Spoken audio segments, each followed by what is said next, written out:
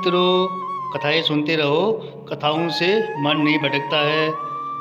एक संत थे, ये भगवान राम को बहुत मानते थे। कहते हैं यदि भगवान से निकट आना है तो उनसे कोई रिश्ता जोड़ लो। जहाँ जीवन में कमी है वहीं ठाकुर जी को बैठा दो, वे ज़रूर उस संबंध को निभाएंगे। इसी तरह संत भी भगवान राम को अपना शिष्य मानते थे और शिष्य पुत्र के समान होता है। इसलिए माता सीता को पुत्र वधू बहू के रूप में देखते थे। उनका निश्चय था रोज मंदिर जाते और अपनी पहनी माला भगवान को पहनाते थे। उनकी यह बात मंदिर के लोगों को अच्छी नहीं लगती थी। लोगों ने पुजारी से कहा, ये बाबा रोज़ मंदिर आते हैं और भगवान को अपनी उतारी हुई माला पहनाते हैं। कोई तो बाज़ार से खरीदकर भगवान को पहनाता है और ये अपनी पहनी हुई भगवान को पहनाते हैं। पुजारी जी को सबने भड़काया कि बाबा की माला आज भगवान को मत पहनाना।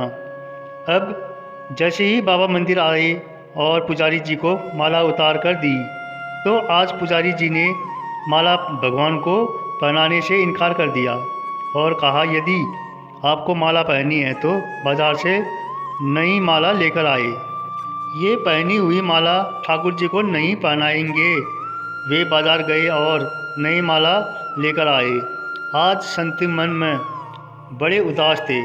अब जैसे ही पुजारी जी ने वह नई माला भगवान श्री राम को पहनाई, तुरंत वह माला टूटकर नीचे गिर गई। उन्होंने फिर जोड़कर पहनाई, फिर टूटकर गिर पड़ी।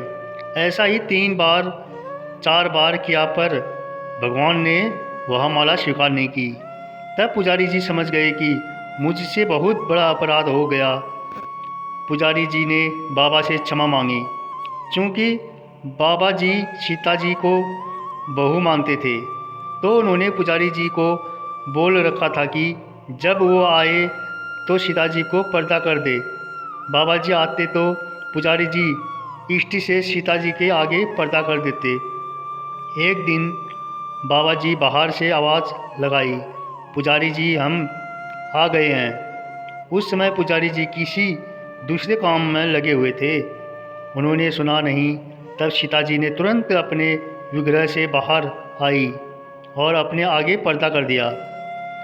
जब बाबा मंदिर में आए और पुजारी ने उन्हें देखा तो बड़ा आश्चर्य हुआ और सीता जी के विग्रह की ओर देखा तो पर्दा लगा है। पुजारी बोले, बाबा आज आपने आवाज़ तो लगाई ही नहीं। बाबा बोले, पुजारी जी मैं तो रोज़ की तरह आवाज़ लगाने के बाद ही मंदिर में आया।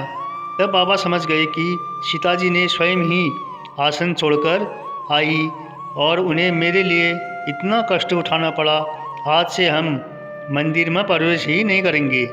अब बाबा रोज़ मंदिर के सामने से निकलते और बाहर से ही आवाज़ लगाते, अरे चेला राम तुम्हें आशीर्वाद है, सुखी रहो, और चले जाते।